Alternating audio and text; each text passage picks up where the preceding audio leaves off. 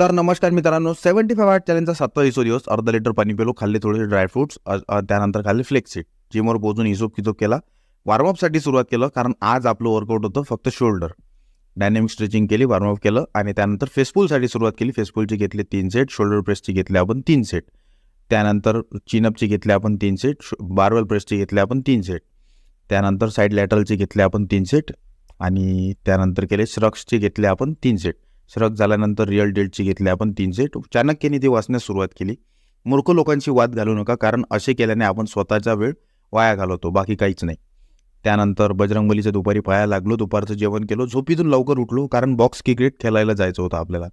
Box cricket खेळून आल्यानंतर रात्री हे जिमकडे लक्ष दिलं. 45 मिनिटचं वॉकिंग कार्डिओ केला. त्यानंतर चांगापूर बजरंगबलीच्या दर्शनाला गेलो. बजरंगबलीचे दर्शन घेतले आणि रात्री जायचं होतं मेसवर जेवण करण्यासाठी. रात्रीचं जेवण केलं. भेटू मित्रांनो उद्या.